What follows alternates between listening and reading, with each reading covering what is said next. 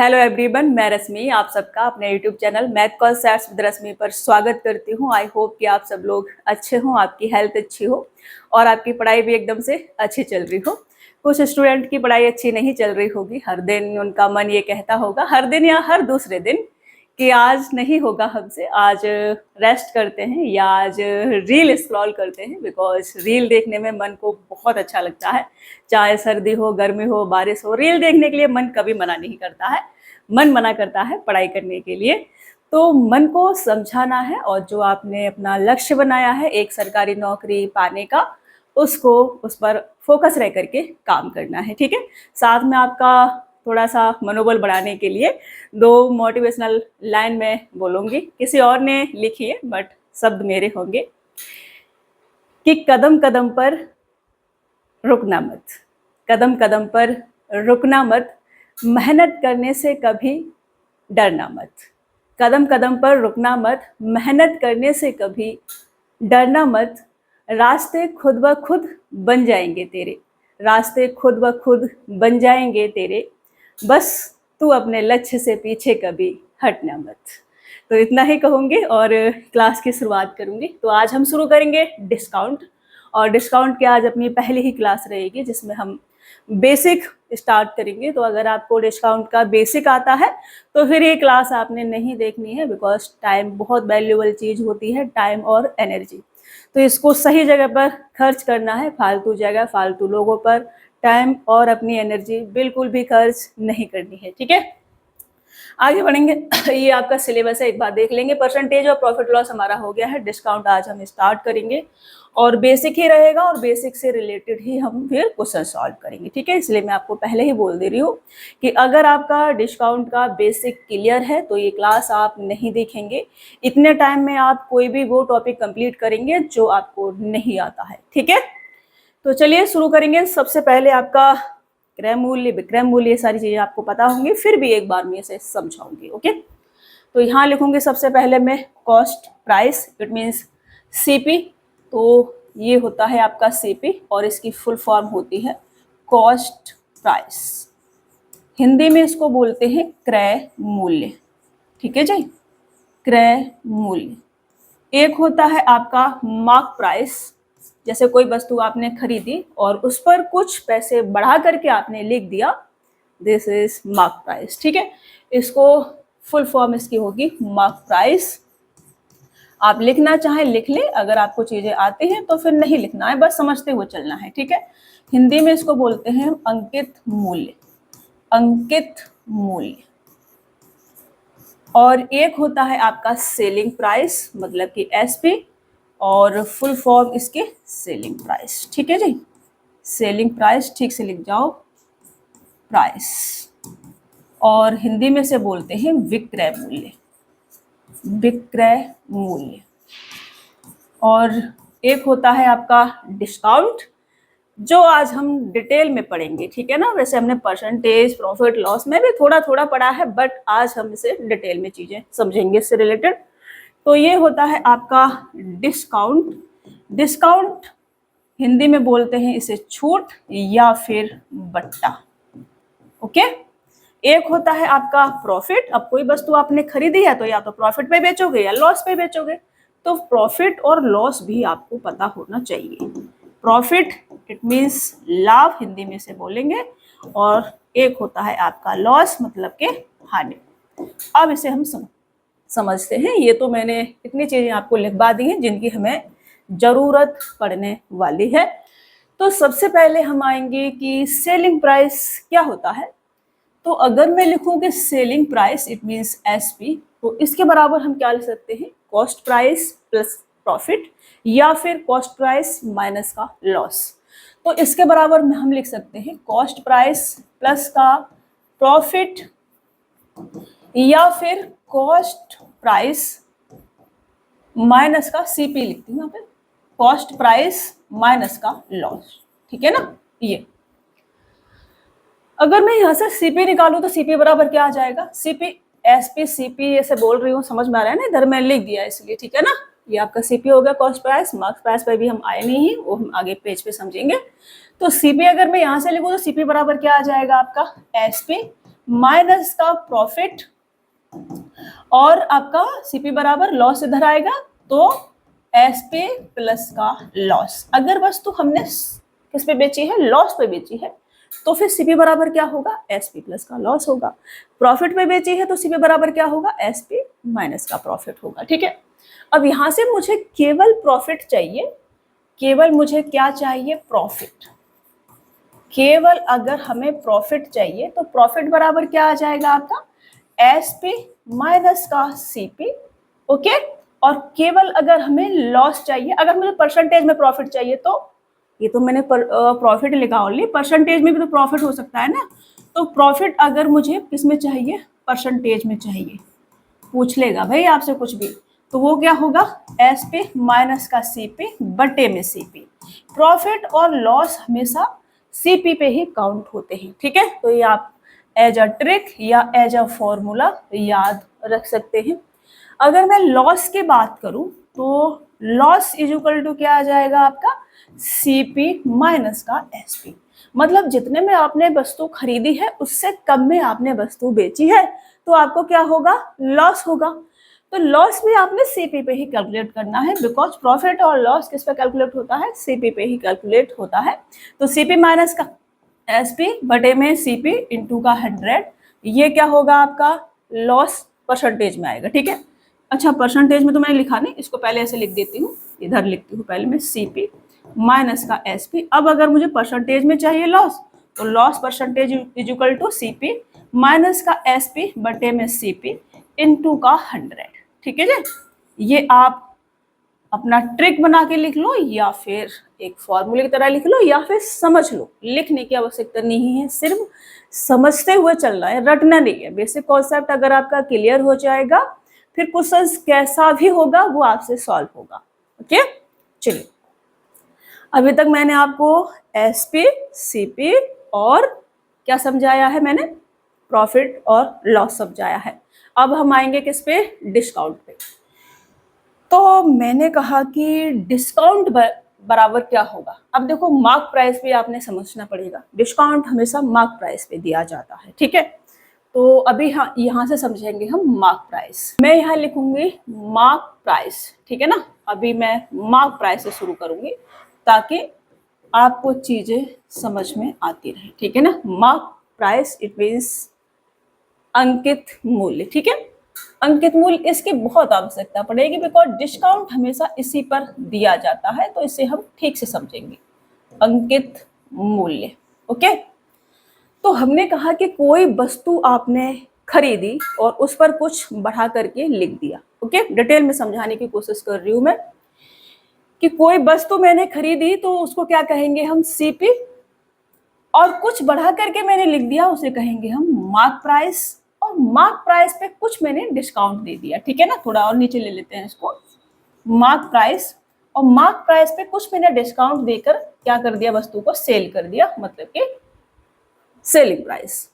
अभी मैंने कहा कि वस्तु खरीदी और कुछ मैंने क्या किया, इसमें ऐड कर दिया, तो ये क्या कहलाएगी, आपकी एडेड वैल्यू कहलाएगी, जो भी आपने ऐड करा है। ठीक है ना, और आपने क्या करा, कुछ बढ़ा करके लिख दिया, मतलब प्लस करके लिख दिया, मैं ऐसे एडेड वैल्यू लिख रही हूँ। ठीक है ना, अब आपने जो मार्क करा है उस पर आप क्या देंगे, डिस्काउंट देंगे, जिसे आज हम पढ़ने वाले हैं। तो इस पर मार्क की हुई वस्तु पर आप क्या करते हैं, डिस्काउंट देते हैं। तो डिस्काउंट हमेशा किस में रहेगा, माइनस में रहेगा। ठीक है ना, डिस्काउंट है तो किस में रहेगा, माइनस में रहेगा, और फिर आप वस्तु को क्या करेंगे, सेल कर देंगे।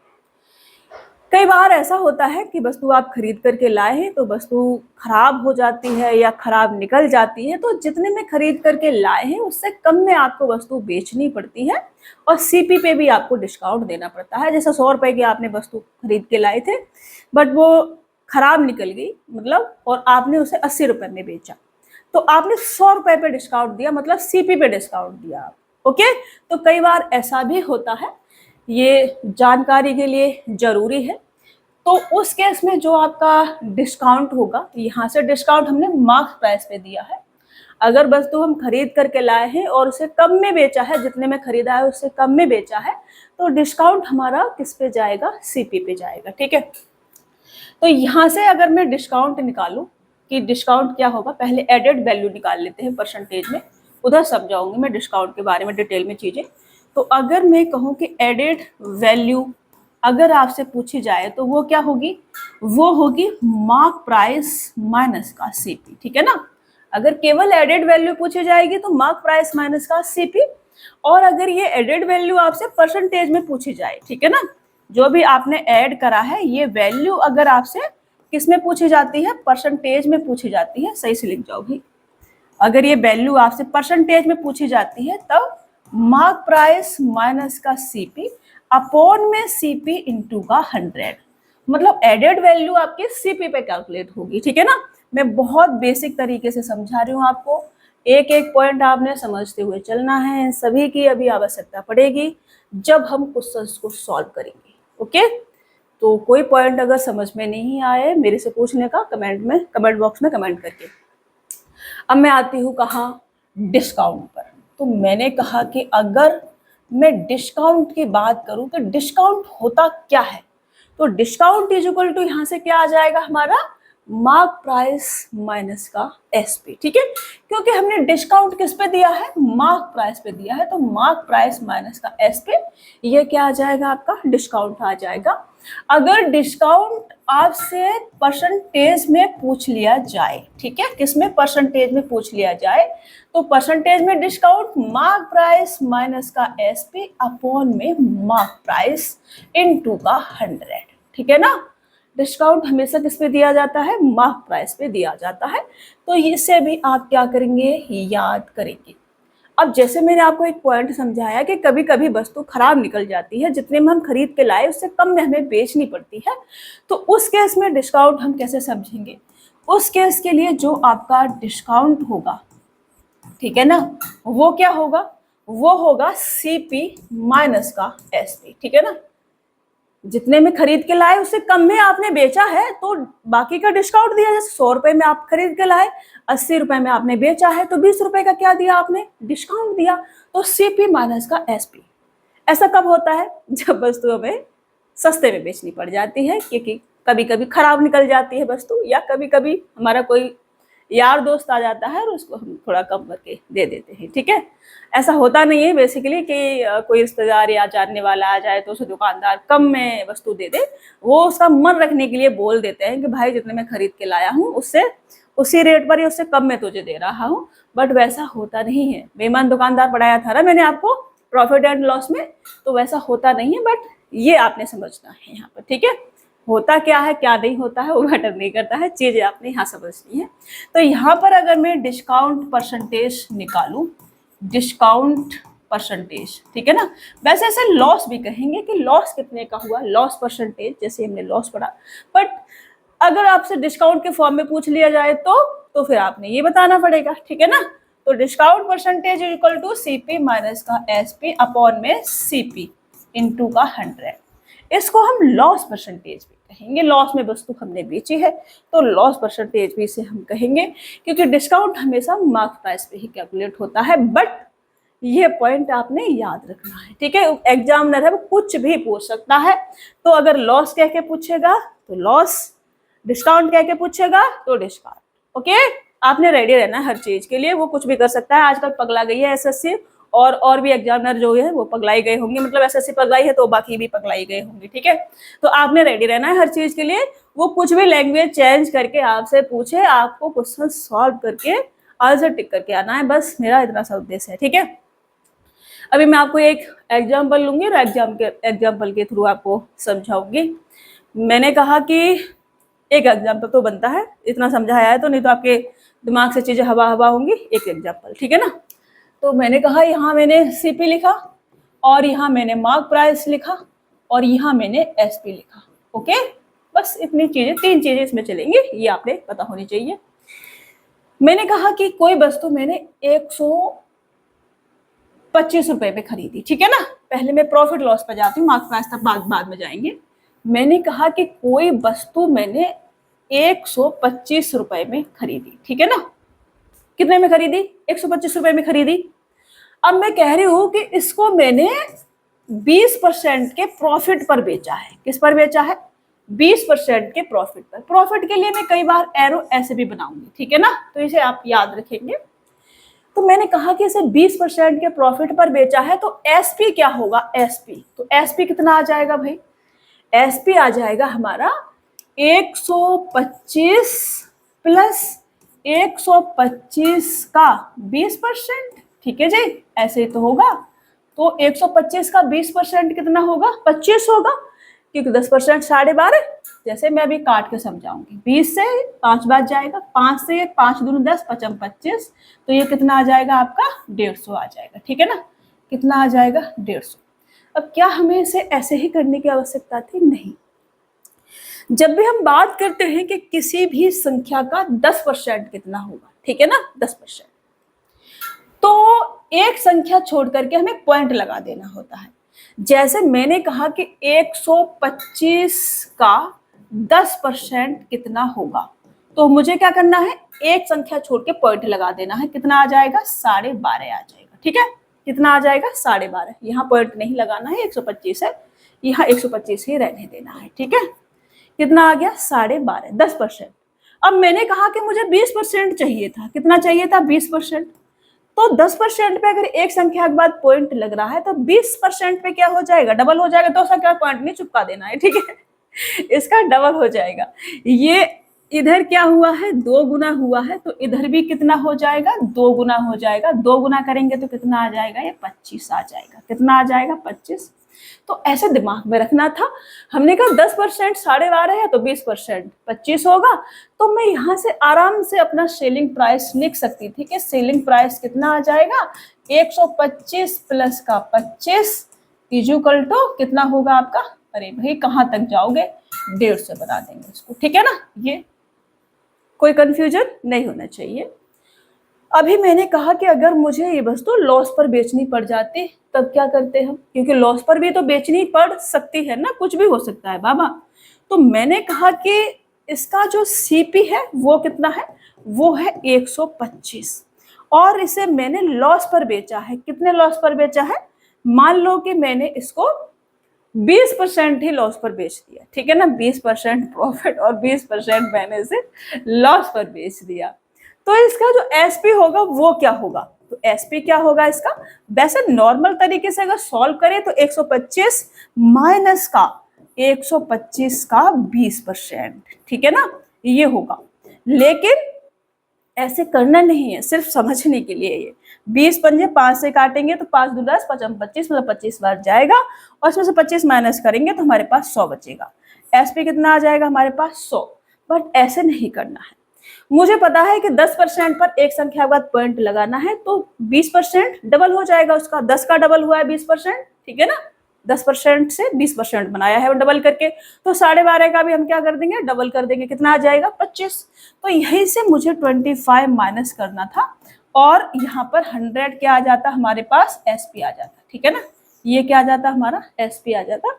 ऐसे करने की जरूरत नहीं थी, मैं इस वाले चीज को थोड़ा सा और समझाऊंगी, इस वाले पेज पे नहीं, इस पे थोड़ा मेरे को सीपी मार्क्स प्राइस और एसपी समझाना है, जगह बचेगी वहां समझाऊंगी, ठीक है, या फिर नया पेज लेके समझाऊंगी, क्योंकि ये चीज थोड़ा कैलकुलेशन में मदद करती है कि बार बार आपने ऐसा नहीं करना पड़ता। अगर एक बार दिमाग में बैठ जाए कि 1% में क्या होगा, 20% में क्या होगा, 10% में क्या होगा, तो वहां से चीजें थोड़ी सी आसान हो जाती है। तो मैंने कहा कि मैंने लिखा सीपी और मार्क प्राइस और एसपी, यहाँ से हम थोड़ा सा और समझेंगे। मैंने कोई वस्तु खरीदी कितने में, 125 रुपए में। अब देखो मैं 100 क्यों नहीं लिया, 100 से फिर आपके लिए इजी हो जाता थोड़ा चीजें, और मेरे को था कि मुझे आपको समझाना है कि पॉइंट पॉइंट में भी अगर आ रही हैं तो हम कैसे जल्दी सॉल्व कर सकते हैं, ठीक है। 100 पे तो बहुत आसान हो जाती हैं चीजें। तो मैंने सीपी लिया, मार्क्स प्राइस लिया और एसपी लिया। मैंने कहा कि मैंने कोई वस्तु 125 रुपए में खरीदी है और उसको मैंने 20% बढ़ाकर लिख दिया है, ठीक है। मैंने कहा कि इसको मैंने क्या करा है, 20% बढ़ा करके लिख दिया है, ये क्या आ जाएगी हमारी एडेड वैल्यू आ जाएगी। अब मैंने 20% बढ़ा करके लिखा है, तो कितना बढ़ाया होगा, 10% 12.5, तो 20% 25 आ जाएगा, 12.5 का डबल, कितना बढ़ाया होगा हमने 25, तो मार्क प्राइस कितना आ जाएगा 150 आ जाएगा, 125 और 25 150 रुपए, ठीक है ना, ये आ गया। अब मैंने कहा कि जो मैंने 150 रुपए मार्क प्राइस बना दिया है, इस पर मैंने 10% डिस्काउंट देकर के वस्तु को बेच दिया, तो यहाँ पर मैंने 10% का क्या किया, डिस्काउंट दिया, तो डिस्काउंट देंगे तो माइनस के 10%, मतलब 10% आपने क्या करा है, कम कर दिया। तो यहाँ से 150 का 10% कितना होगा आपका, 15 होगा। एक संख्या के बाद पॉइंट चिपकाना है, तो 0 के बाद पॉइंट चिपकाएंगे, 15 बचेगा केवल आपका। तो 15 आप कम करेंगे, कितना आ जाएगा आपके पास में, 135, ठीक है ना।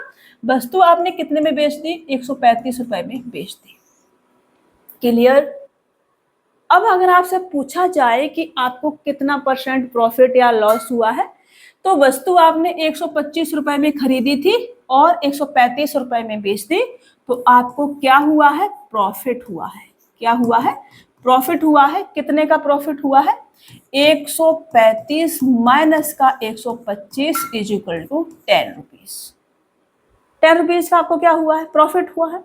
अगर यह प्रॉफिट आपका परसेंटेज में पूछ लिया जाता तो 10 का प्रॉफिट हुआ है, तो 10 किस पर, सीपी पर, तो 125 इंटू का 100, ये क्या आ जाएगा आपका आंसर। 25 पंजे और 25 चौकार, 5 दूनी और 4 दूनी 8, 8% का आपको क्या हो जाएगा, प्रॉफिट हो जाएगा। अगर लॉस हो रहा होता तो भी ऐसे करते, फिर हम एसपी में से सीपी माइनस करते, लॉस हो रहा होता तो, ठीक है ना। नहीं, लॉस हो रहा होता तो सीपी में से एसपी माइनस करते, अभी हमने एसपी में से सीपी माइनस करा है, ठीक है। कभी कभी मेरा भी दिमाग घूम जाता है, तो थोड़ा संभाल के। अभी डिस्काउंट हमने देखा कि डिस्काउंट हमने 10% का दिया है। अगर ये आप दिमाग में कैलकुलेट नहीं कर पा रहे हैं, तो आपको ऐसे करना है कि जो 10% आपने डिस्काउंट दिया है, ये कितना आ जाएगा, 150 का 10%, ठीक है ना। ये तो यहाँ से 0 0 0 0 हटाएंगे, कितना आ गया, 15 आ गया। अब 150 में से 15 माइनस करके लिखोगे तो 135 बचेगा, ठीक है। ये जो 10% है, इसकी वैल्यू क्या है आपके पास में, 15 है, ठीक है। तो 15 कम करेंगे, 135 आ जाएगा। ये जो 20% है, इसकी वैल्यू क्या है आपके पास में, 25, ठीक है ना। 10% 12.5, 20%, 25 हो जाएगा। क्लियर हो रहा है यहाँ तक, कोई दिक्कत परेशानी मेरे हिसाब से तो नहीं होनी चाहिए। अगर है तो फिर मैं क्या ही बोलूं, मतलब यही कह सकती हूँ कि अपने गाल पे अपने दोनों हाथों से जोर से एक तमाचा मारने का, और अगर अपने आप से नहीं हो पा रहा है तो पापा के पास जाने का और पापा को बोलने का कि पापा आपके हाथों में जो इतने दिनों से खुजली हो रही है, आज मेरे गाल पे मिटा लो आप।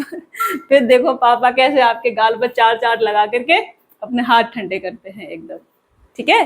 फिर आपका जो मन रील स्क्रॉल करने में चला जाता है ना, वो भी नहीं जाएगा और आपकी पढ़ाई भी ठीक से हो पाएगी। ओके, तो मैं थोड़ा सा यहाँ पर कैलकुलेशन बताऊंगी परसेंटेज में, जल्दी जल्दी हम कैसे निकाल सकते हैं। जैसे मैंने कोई एक संख्या ले ली, मैं 125 ही ले रही हूँ क्योंकि उसमें पॉइंट पॉइंट बन रहा है हमारा, तो ठीक से समझ में आएंगी चीजें, ठीक है ना। मैंने कहा कि मैंने 125 एक संख्या ले ली, 125, ठीक है ना। ये जो एक संख्या है 125, ये अपने आप में कितनी होगी, 100% होगी। कोई भी चीज अपने आप में कितनी होती है, 100% होती है। तो ये अपने आप में कितनी होगी, 100% होगी, ठीक है ना। होगी या नहीं होगी, आप कहेंगे यस मैम जरूर होगी। तो मैंने कहा कि इसका 10% कितना होगा। अब 100% बराबर ये है, तो 10% बराबर कितना आ जाएगा, ये इसका 1/10 है, तो इधर भी 1/10 करेंगे। एक संख्या के बाद क्या होगा, पॉइंट लग जाएगा, तो ये कितना आ जाएगा, 10%, 12.5 आ जाएगा, ठीक है। मैंने कहा कि 1% कितना होगा, मैंने कहा कि 1% कितना होगा, तो 100% बराबर अगर 125 है तो 1% बराबर क्या होगा। अब यहाँ पे कोई जीरो नहीं रहा, तो 2 संख्या बाद पॉइंट लग जाएगा, तो 1.25, ये 1% बराबर आ जाएगा। आसान लग रहा है ना, आसान लगेगा अभी। अब मैं कहूँ कि 20% या 15% बराबर क्या होगा, 20% ले लेते हैं। मैंने कहा 20%, क्योंकि 0 0 बनता रहेगा अपना। मैंने कहा कि 20% बराबर क्या होगा, तो ये 10% का क्या हुआ है, डबल हुआ है, तो इधर भी क्या हो जाएगा, डबल हो जाएगा, ठीक है ना। डबल हो जाएगा तो कितना आ जाएगा, 25 आ जाएगा, ठीक। ऊपर लिखते हैं थोड़ा सा। मैंने कहा इधर भी क्या हो जाएगा, डबल हो जाएगा, और डबल हो जाएगा तो कितना आ जाएगा, ये आपका 25 आ जाएगा, ठीक है। 20% बराबर 25। मैंने कहा 5% बराबर क्या होगा, 5% बराबर कितना होगा, तो ये 100% बराबर या 10% बराबर कितना है आपका, 12.5। 10% बराबर अगर 12.5 है, या 1% बराबर कहीं से भी ले सकते हैं, जहां से आपके क्वेश्चन बन जाए। 1% बराबर कितना है 1.25 है। तो 5% इसका ये 5 गुना हुआ है, इसका 5 गुना करेंगे तो 5 तो यहाँ आ जाएगा, 25 पंजे 125 में एक इधर चला जाएगा, 6.25 5% बराबर आ जाएगा। निकाल पाएंगे ऐसे?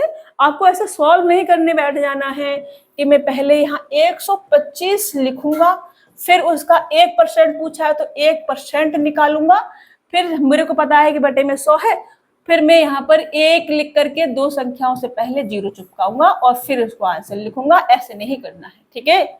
ऐसे करने अलाउ नहीं है आपको। ऐसे ही आपसे अगर 5% पूछ लिया जाएगा तो 5% में भी आपने ऐसे नहीं करना है, बिल्कुल भी ऐसे नहीं करना है, ठीक है? ऐसे बिल्कुल भी नहीं करना है कि ऐसे करोगे फिर यहाँ से मल्टीपल करोगे कि 25 फिर 2 बचेगा, 5 10 12 कैरी लेंगे 1 आ जाएगा, 5 और 1 6, फिर बटे में 100 लिखोगे और इसको फिर 6.25 लिखोगे। ऐसे बिल्कुल भी नहीं करना है, ठीक है? मैंने आपको समझा दिया है, यहाँ पर ऐसे ही करना है। 10%, 20%, 30% ऐसे बहुत आसान हो जाता है। 100% बराबर ये है तो 10% बराबर ये होगा, 20% बराबर इसका डबल होगा, 30% बराबर इसका 3 गुना होगा, 40% बराबर इसका 4 गुना होगा। ऐसे ऐसे करते जाना है, ठीक है? इतना ही समझाऊंगी और मैं क्वेश्चंस पे आऊंगी। मैंने आपको थोड़ा सा समझा दिया है कि आप जल्दी से कैसे सॉल्व कर सकते हैं। तो पहला क्वेश्चन है मेरा, एक रेफ्रिजरेटर का अंकित मूल्य 21,600 रुपए है। एक निश्चित मूल्य देने के बाद इसे एक निश्चित छूट देने के बाद, मेरा भी दिमाग पता नहीं कहाँ कहाँ जा रहा है, इसे 19,872 रुपए में बेचा जाता है। छूट प्रतिशत ज्ञात कीजिए, ये हमसे कहा जा रहा है। एक रेफ्रिजरेटर का अंकित मूल्य कितना है हमारे पास में, 21,600 है और छूट देने के बाद 19,872 रुपए में बेच दिया है और हमसे पूछा है क्या, डिस्काउंट, मतलब छूट जो है वो कितने % की दी है ये मेरे से पूछा है। तो discount is equal to mark price minus का एसपी। परसेंटेज में अगर हमें चाहिए तो बटे में मार्क प्राइस इनटू का 100। ये देखो मैं बीच बीच में आपको फॉर्मूले याद कराती रहूंगी, बिकॉज कुछ बच्चों को है ना फॉर्मूले रटने का बड़ा ही शौक होता है, तो ये उनके लिए अवेलेबल है। बाकी जो ज्ञानी बाबा हैं उनके लिए मेरा वाला तरीका अवेलेबल है, ठीक है? तो मैंने कहा कि मैंने यहाँ लिखा मार्क प्राइस और यहाँ लिखा मैंने एसपी, जो कि 21,600 रुपए है और बेचा गया है 19,872 रुपए में। तो हमने जो छूट दी है वो मार्क प्राइस पे दी होगी। कितने की दी है हमने छूट? हमने छूट दी है आपका इसमें से इसको माइनस करेंगे तो 8 आएगा, फिर 2 आएगा यहाँ पर और यहाँ पर 5, 15 में से जाएगा तो 7 आएगा और फिर यहाँ 1 आएगा, ठीक है? 1,728 रुपए की हमने क्या दी है, छूट दी है। इसमें से इसको हमने माइनस करके अपना डिस्काउंट निकाला कि डिस्काउंट कितने रुपए का दिया है।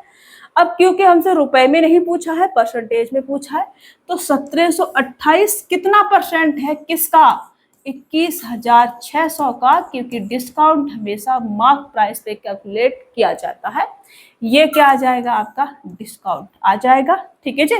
इसे सॉल्व करेंगे 00 से 00 और यहाँ से इसको काटेंगे 2 8 16 और ये पूरा 8 बार कटेगा, ठीक है ना? कितने बार कटेगा, 8 बार। तो 8% का आपका क्या होगा, डिस्काउंट होगा। ऑप्शन पहला वाला आपका राइट आंसर हो जाएगा। वैसे हमने यही ट्रिक लगाई है यहाँ पर, बस समझने की बातें हैं, ठीक है? आप इसे ऐसे भी कर सकते थे कि 100% की वैल्यू है तो इसके ये कितने % बराबर आ जाएगा, तो 8% बराबर निकलता आपका, ठीक है ना? आप इसको ऐसे भी कर सकते थे कि 100% इज इक्वल टू 21,600 है। अब क्योंकि मार्क प्राइस और एसपी की ही बात कर रहे हैं तो हम मार्क प्राइस को 100 मान के चलेंगे, ठीक है ना? 100%। तो मैंने कहा कि 100% बराबर 21,600 है, तो हमने छूट दी है 1,728 की, तो ये कितने के बराबर होगा, 8% के बराबर होगा। इसे आप ऐसे भी कर सकते थे, जैसे मैं अभी तक आपको पिछले वाले पेज पे चीजें मैंने आपको समझाई थी, वैसे भी आप कर सकते थे।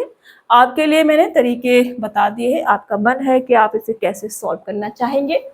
एक गीजर का अंकित मूल्य 9,400 रुपए है, क्या अंकित मूल्य, और दुकानदार इस पर 4% की छूट देता है। गीजर का विक्रय मूल्य क्या है, ये हमसे कहा जा रहा है। हमसे क्या पूछा है, एसपी पूछा है। अब मार्क प्राइस हमें दे रखा है, कितना है 9,400 रुपए, और एसपी हमसे पूछा है, इस पर छूट दी गई है कितनी 4% की, ठीक है ना 4% की। तो 4% की छूट देने के बाद बेचा है। 1% बराबर क्या आ जाएगा इसका, दो संख्या के बाद पॉइंट लगाएंगे तो 4% बराबर, फिर इसका 4 गुना कर देंगे 94 का, तो 9 चौक 36 और 4 चौक 16, मतलब कि 376 का क्या कर दिया, डिस्काउंट दे दिया। तो यहाँ बचा कितना होगा 24, मतलब कि यहाँ पर बचा होगा 9024। ये आपका क्या आ जाएगा, एसपी आ जाएगा 9024। देखो ऐसे ही तो करना पड़ता है बाबा, यही तो मैंने सिखाया था आपको मैंने यही सिखाया था। मैंने एक बार फिर से सिखा रही हूं मैं आपको, ठीक है। मैंने कहा कि ये मेरे पास 9400 है और ये अपने आप में 100% की वैल्यू है, ठीक है ना। किसकी वैल्यू है, कोई भी चीज अपने आप में 100% होती है तो अपने आप में 100% की वैल्यू है। तो इसका 4% कितना आ जाएगा, 1% निकालू मैं, 1% कितना आ जाएगा, तो दो संख्या के बाद पॉइंट लग जाएगा, दो संख्या में पॉइंट लगेगा, तो ये केवल 94 बचेगा, ठीक है जी। अब मैंने कहा कि 4% कितना होगा, तो इसका ये कितना गुना हुआ है, 4 गुना हुआ है, तो इधर भी कितना कर देंगे हम, 4 गुना कर देंगे, तो 9 चौक 36 360 और 4 चौक 16 कितना आ जाएगा 376 आ जाएगा। अब 376 का आपने क्या कर दिया, यहाँ से डिस्काउंट दे दिया, इसमें से माइनस करा कितना 376, तो आपके पास 9024 बचेगा। ओके डन, कोई कंफ्यूजन नहीं होना चाहिए। इसको हटा करके मैं यहाँ तक से रहने देती हूँ, और ये मैंने समझाया है, इसे समझते रहना है, दिमाग में एकदम से छाप लेना है, नहीं छापोगे अपनी कोई गलती नहीं, बस बता रही हूँ कि एग्जाम की डिमांड क्या क्या है आजकल, कैलकुलेशन कैसे करनी है आपने, क्योंकि आजकल जो संख्याएं आ रही है ना वो पॉइंट में फ्रैक्शन में ऐसे आ रही है, तो वहाँ आप उसको फ्रैक्शन को सॉल्व करके फिर परसेंटेज वैल्यू ऐसे निकालते बैठे रहोगे ना, एक क्वेश्चन आपका बहुत सारा टाइम खा जाएगा, उतना टाइम आपके पास होता नहीं है। तो इसलिए ध्यान से क्वेश्चन को समझना है, और जो तरीके मैं आपको बताते चल रही हूँ वो भी सीखते हुए चलना है, ठीक है। 34% की छूट के बाद एक वस्तु को 3,168 रुपए में बेचा जाता है, वस्तु का अंकित मूल्य क्या है ये हमसे कहा जा रहा है। 34% की छूट के बाद, मतलब कि डिस्काउंट के बाद में 3,166 रुपए में बेचा जाता है। इस बार हमसे मार्क प्राइस पूछा है, क्या पूछा है, मार्क प्राइस पूछा है। तो मार्क प्राइस अपने आप में 100% होगा, ठीक है ना, कितना होगा 100%। तो मैंने कहा कि ये हमारा मार्क प्राइस हो गया और ये हमारा एसपी हो गया, और मार्क प्राइस पे हमने 34% का डिस्काउंट देकर वस्तु को बेचा है, और सेलिंग प्राइस है 3,166 रुपए। तो ये जो 3,166 रुपए है, ये 34% का डिस्काउंट देने के बाद है, तो ये वैल्यू होगी किसकी, ये बचा कितना होगा 66% बचा होगा, ठीक है। ये कितना होगा 100% होगा, और 34% का डिस्काउंट दे दिया, तो ये वैल्यू 66% की होगी। तो 66% बराबर ये है, तो 100% बराबर कितना आ जाएगा, यहां से मैं इसको काटूं तो पहले तो ये 56 5 बार जाएगा, और उसके बाद ये 5 बार जाएगा, नहीं जाएगा, चौक 5 बार नहीं जाएगा, ये पहले 4 बार जाएगा और फिर जाएगा ये 8 बार, ठीक है ना। तो ये 4 बार जाएगा और फिर 8 बार जाएगा, तो 100% बराबर 4800 आ जाएगा। मैं अभी आपको करके बता देती हूँ, ठीक है। 11 से काट देते हैं, 11 छक्के 66, और 11 से को काटेंगे, 11 दूनी 22, 9 बचेगा, फिर 11 8 88, और फिर 11 8 88, फिर 6 से काटेंगे, 6 चौक 24, 4 बचेगा, 6 8 48, तो आपका 48 से आ गया। ओके ऐसे। तो मैंने कहा कि 66% की वैल्यू ये है, तो 100% की वैल्यू 4800 रुपए आ जाएगी, और 4800 रुपए ऑप्शन बी आपका राइट आंसर हो जाएगा, करेक्ट। इसे हम शॉर्ट में भी कर सकते हैं, थोड़ा सा, जरूरी नहीं है कि ऐसे ही करें, बट ये एक तरीका है। तरीका अगर आपको समझ में आ गया, एक बार आपके दिमाग में बैठ गया, तो शॉर्ट अपने आप से बना लोगे आप। शॉर्ट का मतलब वो यूट्यूब वाला शॉर्ट नहीं है, ठीक है, थोड़ा सा ध्यान से समझनी है चीजें। तो मैंने कहा कि 34% का डिस्काउंट देने के बाद बेचा है, मतलब 66% की वैल्यू मेरे पास 31,168 रुपए है। तो 100% मार्क प्राइस होगा, तो 100% इज इक्वल टू कितना आ जाएगा 4800। ये आपका आंसर होगा, ठीक है, 4800। This is your answer. आगे बढ़े, मेरी नाक पे है ना खुजली हो रही है सच में। चलो, एक दुकान, आप लोग सोचते हैं मैम पता नहीं क्या क्या बोलती रहती है। कुछ नहीं, बस जो होता रहता है बोल लेती हूँ आप लोगों से, किसी से क्या ही बोलो है, कौन क्या बुरा मान जाए, तो बोलने का जमाना नहीं है आजकल किसी से कुछ भी। अपने मन की बातें अपने मन में रखो, या फिर जो आपको समझते हैं उनके सामने थोड़ा बोल लो, नहीं समझते हैं कोई तो फिर मन में ही रखो, ज्यादा बेहतर है। एक दुकान द्वारा दी गई 5% छूट के कारण एक मोबाइल फोन की कीमत 175 रुपए कम हो जाती है। मोबाइल फोन की रियायती कीमत क्या है, ये हमसे कहा जा रहा है। एक दुकान द्वारा दी गई 5% छूट के कारण एक मोबाइल फोन की कीमत 175 रुपए कम हो जाती है। रियायती कीमत का मतलब है कि डिस्काउंट देने के बाद की कीमत क्या है, इट मीन्स सेलिंग प्राइस क्या है। मैंने कहा ना कि एग्जामिनर आपको भटकाने की कोशिश करेगा, लेकिन आपने क्या करना है, भटकना नहीं है, पढ़ के क्वेश्चंस को समझना है और उसे सॉल्व करना है, ठीक है। तो 5% छूट देने पर कीमत 175 रुपए कम हो गई, इसका मतलब 5% की वैल्यू क्या है, 175 रुपए है। तो डिस्काउंट देने के बाद कितनी बची होगी, 95% बची होगी, ठीक है ना। कितनी बची होगी, 95%। मेरे से सेलिंग प्राइस पूछा है, ये आप समझ लो, ठीक है ना, क्या पूछा है, सेलिंग प्राइस, बट इसने लिखा नहीं है कि सेलिंग प्राइस क्या है, इसने लिखा है मोबाइल फोन की रियायती कीमत ज्ञात करें, मतलब डिस्काउंट देने के बाद, तो डिस्काउंट देने के बाद तो एसपी ही बनता है हमारा, ठीक है। तो यहाँ से मैंने कहा 5% बराबर ये है, तो 95% बराबर कितना आ जाएगा, इसका कितना होगा, ये इसका कितना गुना है, 19 गुना है, तो इधर भी कितना हो जाएगा, 19 गुना हो जाएगा। 19 पंजू 95, 9 19 सत्ते 133 और 9 142, कैरी लेंगे 14, 19 25 कहीं आ रहा है, लास्ट में एक जगह आ रहा है, तो ये आपका राइट आंसर हो जाएगा ऑप्शन डी वाला, ठीक है जी। 3325 रुपए, ये क्या होगा, आपका आंसर होगा। इस क्वेश्चन को मैं एक तरीके से जैसे हम अभी लिखते आ रहे थे, मार्क प्राइस, एसपी, डिस्काउंट वगैरह, वैसे भी समझाती हूँ। मैंने यहाँ पे लिखा मार्क प्राइस, मैंने यहाँ पे लिखा एसपी, ठीक है। अब मुझसे कहा गया है कि 5% की छूट दी जाती है, और 5% की छूट तो दी जाती है, उसकी कीमत 175 रुपए है, ठीक है। मैंने कहा कि 5% की कीमत अगर 175 है, तो ये अपने आप में 100% होगा। अब 5% कम कर दिया तो ये अपने आप में 95% बचा होगा, ठीक है। तो 5% की वैल्यू अगर ये है, तो इसकी वैल्यू क्या आ जाएगी भाई, 3325 आ जाएगी, और ये आपका आंसर हो जाएगा। अब देखो, यहाँ से अगर आपको समझ में नहीं आया होगा, तो यहाँ से परफेक्ट तरीके से आपके दिमाग में एकदम छप गया होगा, और छप जाए यही हम चाहते हैं, ठीक है। चलिए, एक लैपटॉप 25% की छूट के बाद 65,520 रुपए में बेचा जाता है। लैपटॉप का अंकित मूल्य क्या था, ये हमसे कहा जा रहा है। एक लैपटॉप 25% की छूट के बाद 65,520 रुपए में बेचा जाता है, लैपटॉप का अंकित मूल्य क्या है। तो यहाँ से हम ये कह सकते हैं कि 75% की वैल्यू ये है, तो 100% मार्क प्राइस का होगा, ऐसे निकाल सकते हैं। बाकी हम इसे डिटेल में समझना चाहें अच्छे से तरीके से, तो यहाँ मार्क प्राइस और यहाँ एसपी लिखेंगे हम। तो मैंने कहा कि मार्क प्राइस तो अपने आप में 100% होगा, ठीक है, और उस पर मैंने 25% का डिस्काउंट दे करके कितने में बेचा होगा, 75% में बेचा होगा, और इस 75% की वैल्यू कितने में बेचा जाता है, 65,520 है। अब 75% की वैल्यू 65,520 है, तो 100% की वैल्यू क्या आ जाएगी, ये इसका कितना गुना है, तो 25 तिया 75, और 25 दूनी 50, 15 बचेगा, 25 छिक्के 150, 5 बचेगा, फिर तो 25 से तो गड़बड़ हो जाएगी, पहले इधर रेशियो ले लेते हैं, ठीक है ना, ये और इसको मैं 4, ठीक है ना, 25 तिया 75 और 25 चौका 100, यहाँ भी हम रेशियो ले सकते हैं, नो डाउट।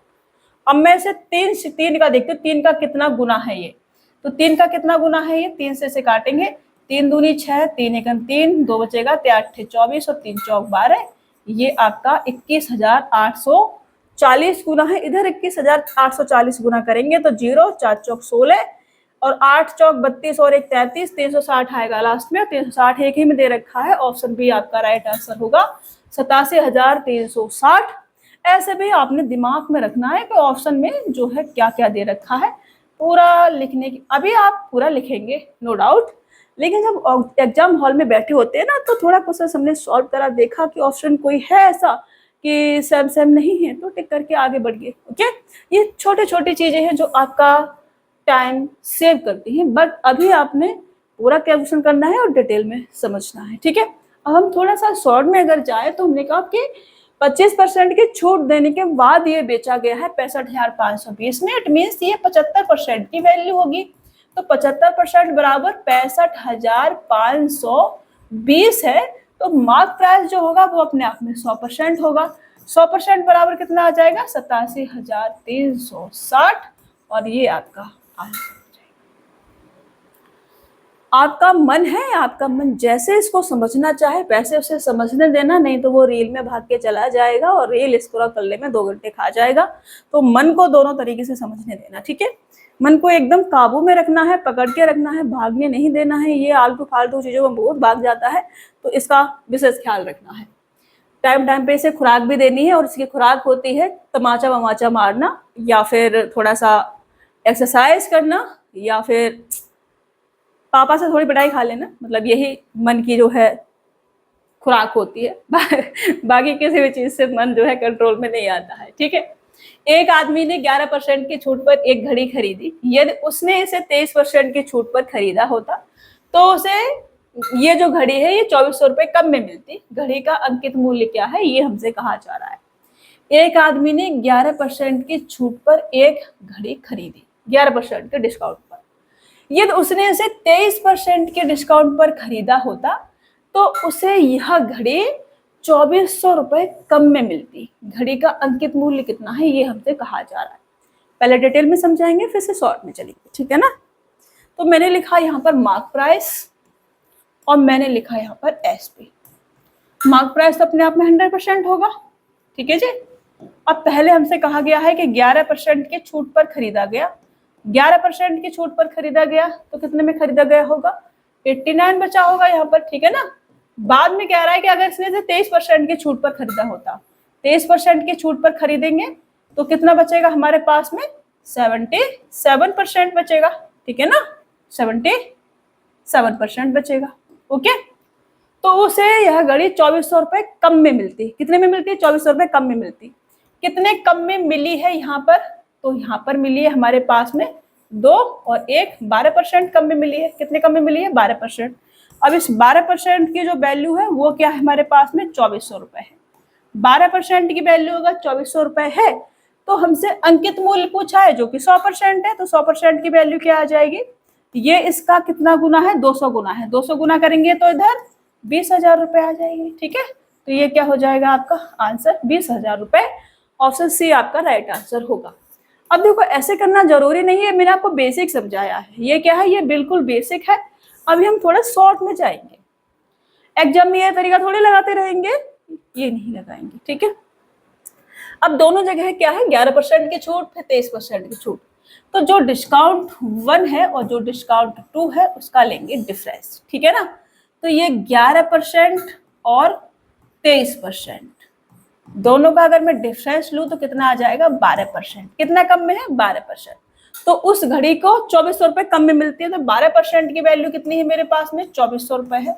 12% की वैल्यू 2400 रुपए है, तो मार्क प्राइस अपने आप में 100% होगा। मार्क प्राइस कितना होगा, 100%। तो 100% बराबर कितना आ जाएगा, 2000 रुपए, और ये मतलब 20,000 रुपए, ये आपका आंसर होगा। ठीक है ना, ये क्या होगा, आपका आंसर होगा।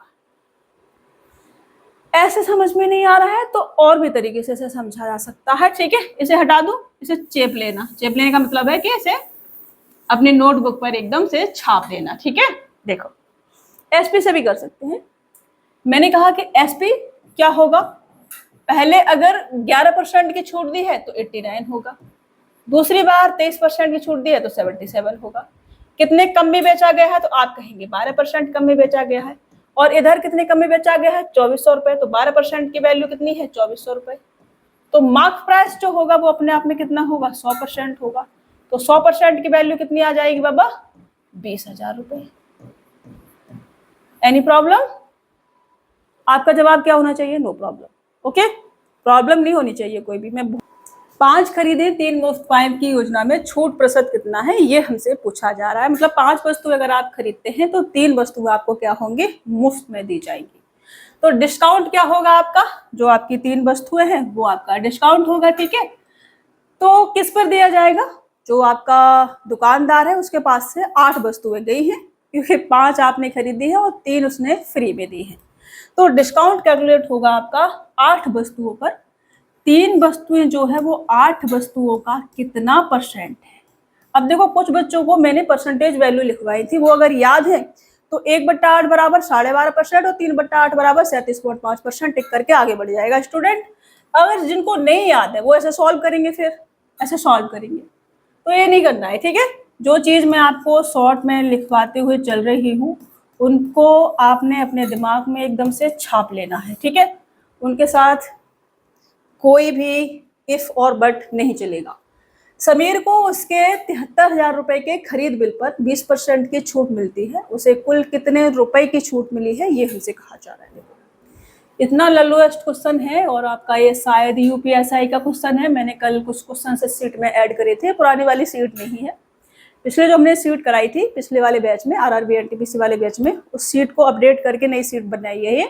तो हर क्वेश्चन आपसे सॉल्व होना चाहिए। ठीक है, तो 7300 रुपए मतलब 7,300 रुपए के खरीद बिल पर 20% की छूट मिलती है, और छूट कितने रुपए की है ये हमसे कहा जा रहा है। तो ये जो आपका 7300 है ये अपने आप में 100% की वैल्यू होगी। तो 20% डिस्काउंट मिला है तो 20% की मेरे से पूछी है। ये इसका कितना गुना है, 73 गुना है, तो इधर भी कितना कर देंगे हम, 73 गुना कर देंगे, बस इतनी सी बात है। तो 3 दूनी 6 और 7 दूनी 14, ये आपका कितना आ जाएगा, 1460 रुपए। ठीक है, 1460 रुपए, ऑप्शन सी आपका राइट आंसर होगा। अगर आपने इसको बिल्कुल ललोएस्ट वाले तरीके से करना है तो आप ऐसे कर सकते हैं कि ये जो आपका 7300 है इसका 20% छूट है, तो 20% निकालना है इसका ऑलरेडी। ठीक है, तो 00 से 00 और 0, 3 दूनी 6 और 7 दूनी 14, 1460 ही आपका आंसर आ जाएगा। कैसे भी कर सकते हैं, आपकी मर्जी है, दोनों तरीके आपके लिए अवेलेबल हैं। एक व्यक्ति ने 1285 रुपए की निवल छूट मिलने पर एक साड़ी 7,710 रुपए में खरीदी। साड़ी दुकानदार ने साड़ी पर कितने प्रतिशत छूट दी है, ये हमसे कहा जा रहा है। यहाँ पे प्रतिशत होगा, यहाँ से एक डंडा ये हटा लेना। ठीक है, 1285 रुपए की छूट मिलने पर साड़ी कितने में खरीदी गई है, 7,710 रुपए में खरीदी गई है। तो साड़ी पर कितने प्रतिशत की छूट मिली है ये हमसे कहा जा रहा है।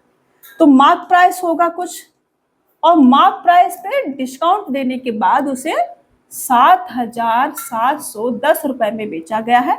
डिस्काउंट दिया है 1285 रुपए का। ठीक है जी, तो ये जो आपका मार्क प्राइस है ये कितना आ जाएगा, दोनों का सम। दोनों का सम करेंगे तो ये 5, ये 9, ये 9 और ये 8, 8,995 क्या आ जाएगा, मार्क प्राइस आ जाएगा।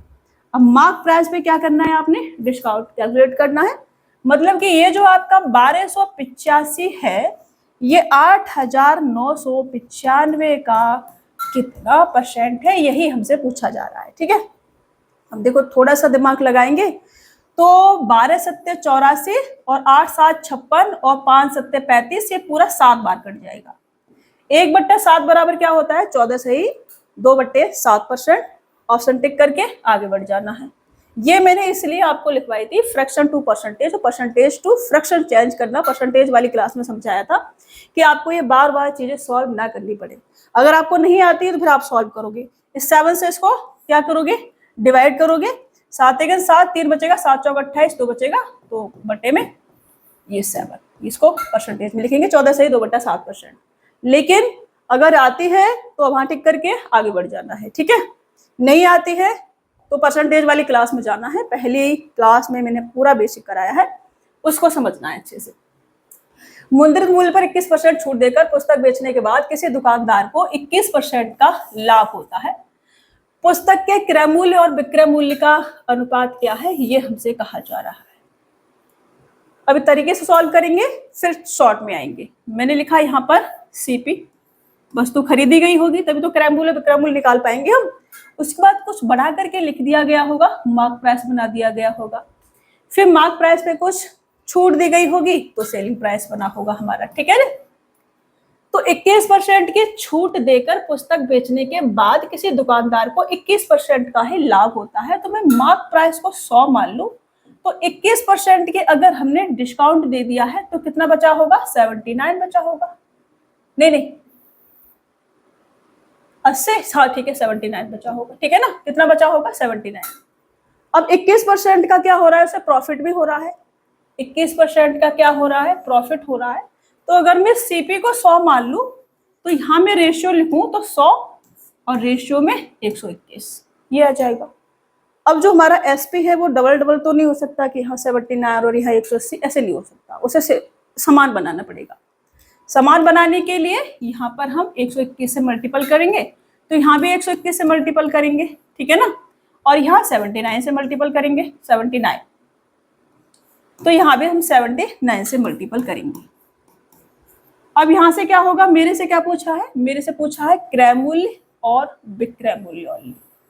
तो क्रय मूल्य और विक्रय मूल्य में 79 से 79 जाएगा, मेरे पास क्या बचेगा, 100 रेशियो 121। तो ऑप्शन बी आपका राइट आंसर हो जाएगा। अभी ऐसे करना जरूरी था क्या, नहीं, बिल्कुल भी नहीं, आप ऑप्शन से जा सकते थे। मेरे को 21% प्रॉफिट पे वस्तु सेल करनी थी, तो यहाँ 21% प्रॉफिट में बेचा जा रहा है क्या, नहीं, लॉस में बेचा जा रहा है, ऑप्शन चला गया। यहाँ 21% प्रॉफिट में बेचा जा रहा है क्या, नहीं, क्योंकि यहाँ पर 21 प्रॉफिट में बेचा जा रहा है और प्रॉफिट यहाँ पर 79 पे कैलकुलेट होगा तो 21% में नहीं आएगा, तो ये भी ऑप्शन गया अपना। और यहाँ पर 21 कम में बेचा जा रहा है, लॉस पे बेचा जा रहा है, ये भी ऑप्शन गया। यहाँ पर केवल एक ऑप्शन था हमारे पास जहां से हम कह सकते थे कि वस्तु 100 रुपए में खरीद करके 121 में बेची गई है, मतलब 21 रुपए प्रॉफिट में बेची गई है, 100 पे ही बात हो रही है तो वो प्रॉफिट में कन्वर्ट हो जाएगा, मतलब परसेंटेज प्रॉफिट में, ठीक है। तो केवल ऑप्शन पे भी जाकर के आप अपना आंसर जो है टिक कर सकते थे, इसे ऐसे सॉल्व करने की आवश्यकता बिल्कुल भी नहीं थी। अब कुछ बच्चों के दिमाग में ये ऑप्शन चल रहा होगा, मतलब ये चल रहा होगा कि हाँ यहाँ से हम 100 मान करके 21% प्रॉफिट में बेची गई है वस्तु, तो 100 और 121 डायरेक्ट टिक कर सकते थे, नहीं कर सकते थे, बिकॉज हमसे क्रय मूल्य विक्रय मूल्य पूछा था, इसलिए 79 से 79 कट गया।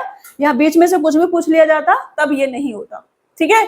तो ये दिमाग अपना नहीं लगाना है और चीजों को डिटेल में समझना है, अच्छे से समझना है। एक क्वेश्चन गलत होने का मतलब होता है कि जो आपकी लिस्ट होती है, फाइनल लिस्ट होती है, उसमें हजारों बच्चों से आराम से नीचे गिर जाना लिस्ट में, और एक एक नंबर आपका बहुत ज्यादा महत्वपूर्ण है। ये आप तब समझेंगे जब आप 1 नंबर से या 0.5 नंबर से या 0.3 नंबर से बाहर हो जाएंगे। तो एक भी क्वेश्चन गलत नहीं करना है, ठीक है। एक दुकानदार अंकित मूल्य पर 45% की छूट देता है और इस प्रकार वह क्रय मूल्य पर वस्तु को बेचता है। क्रय मूल्य पर बेचता है मतलब कि जितने में उसने खरीदा था उतने में बेचता है। ज्ञात कीजिए उसने कितने % अधिक मूल्य अंकित किया था। तो मैंने कहा यहाँ हम सीपी लिखेंगे, यहाँ हम मार्क प्राइस लिखेंगे और यहाँ हम एसपी लिखेंगे, ठीक है ना।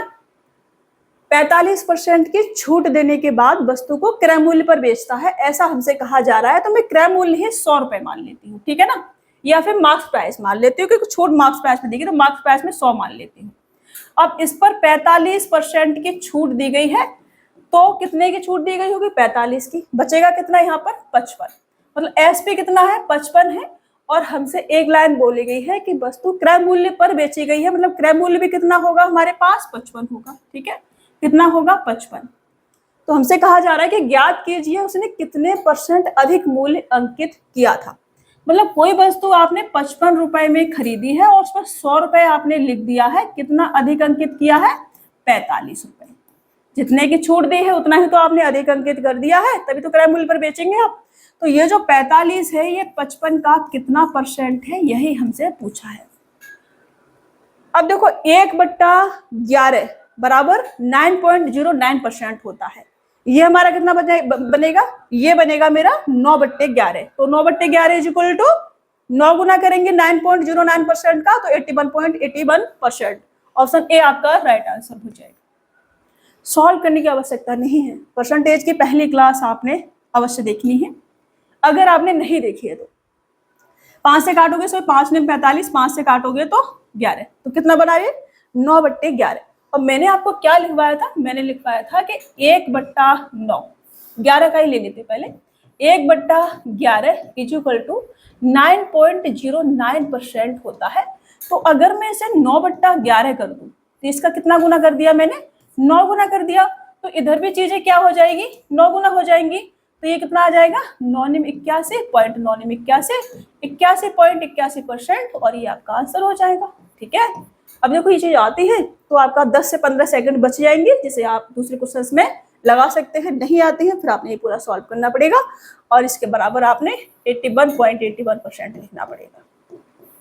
ओके, इस क्वेश्चन को थोड़ा शॉर्ट में भी कर सकते हैं, जरूरी नहीं है कि पूरा हम ऐसे ही लिखेंगे। इसे हटाती हूँ, थोड़ा सा शॉर्ट में भी सॉल्व करते हैं, क्योंकि एग्जाम हॉल में जब हम बैठे होते हैं ना, तो फिर हमें ये वाला तरीका नहीं लगाना होता है, फिर थोड़ा सा हम किस पे चलेंगे, शॉर्ट में चलेंगे।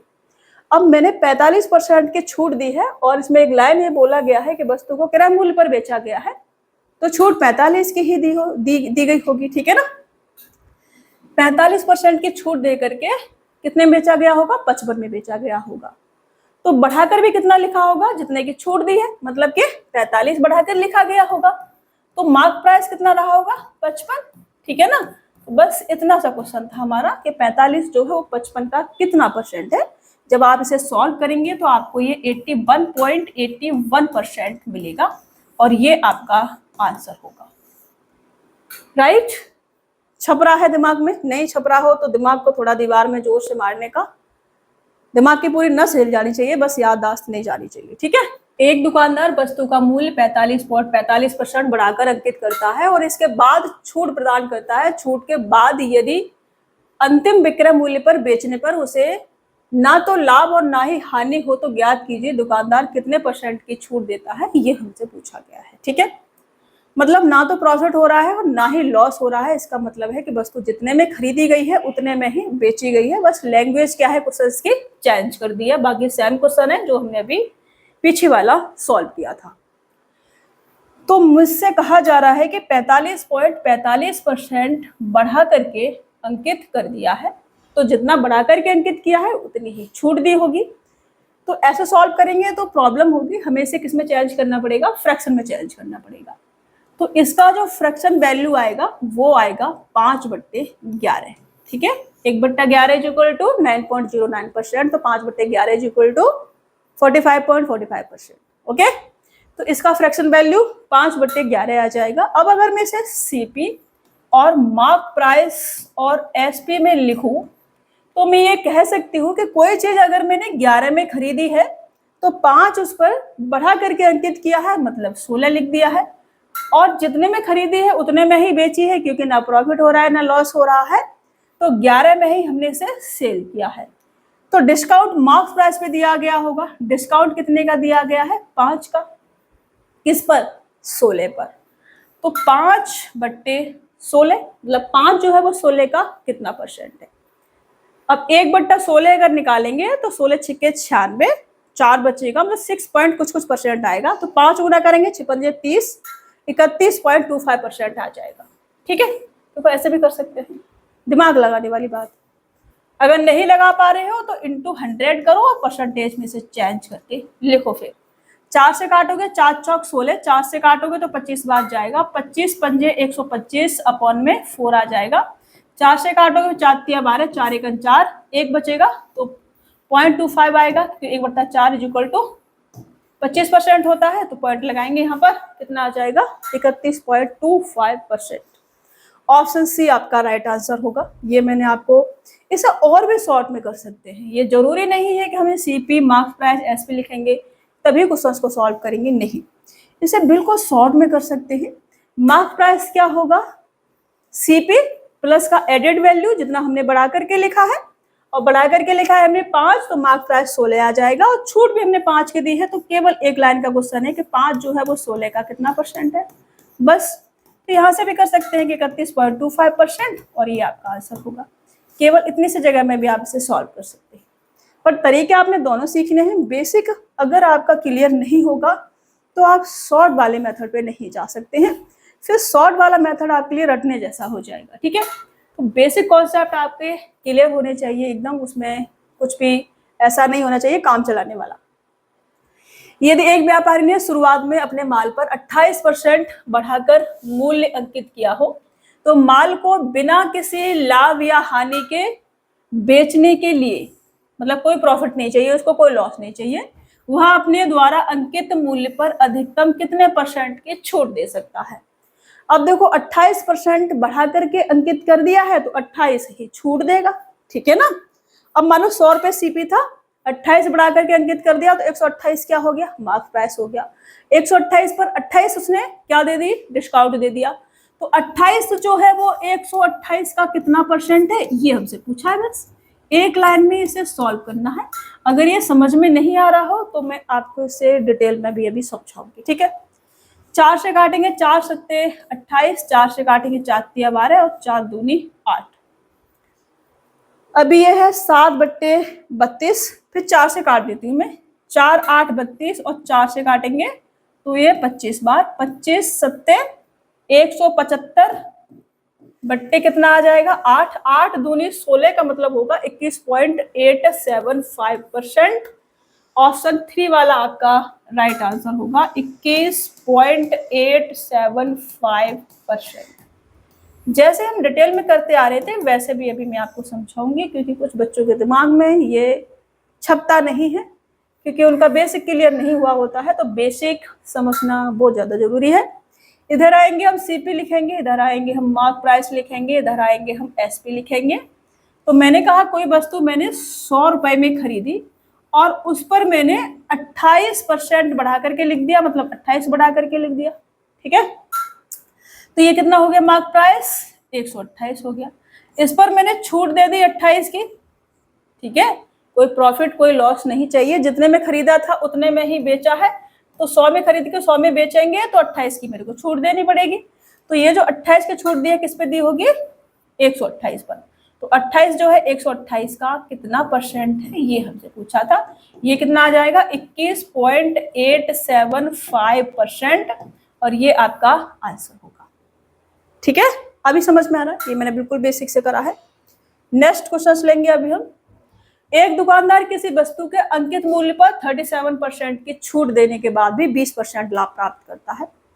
यदि वह एक वस्तु को बेचने पर 3080 रुपए का लाभ प्राप्त करता है तो वस्तु का विक्रय मूल्य क्या है। देखो क्वेश्चन को कैसा बना दिया, 37% की छूट देने के बाद में टफ सा बनाने की कोशिश की गई है, बट है ये एकदम लल्लूएस्ट। 20% का लाभ प्राप्त करने के बाद वस्तु बेचने पर 3080 रुपए का लाभ प्राप्त करता है। 20% का लाभ प्राप्त करता है और यहाँ पर 3080 रुपए का लाभ प्राप्त करता है। तो मैं ये कह सकती हूँ कि 20% की वैल्यू मुझे क्या दे रखी है, 3080 वस्तु का विक्रय मूल्य क्या होगा, सीपी प्लस का प्रॉफिट। सीपी अपने आप में 100%, प्रॉफिट 20%, इसका मतलब 120% की वैल्यू मेरे से पूछी है। तो 20% बराबर ये है तो 120% बराबर कितना आ जाएगा, यही हमसे पूछा है। इसका कितना गुना है, 6 गुना है, तो इधर भी कितना हो जाएगा, 6 गुना हो जाएगा बस।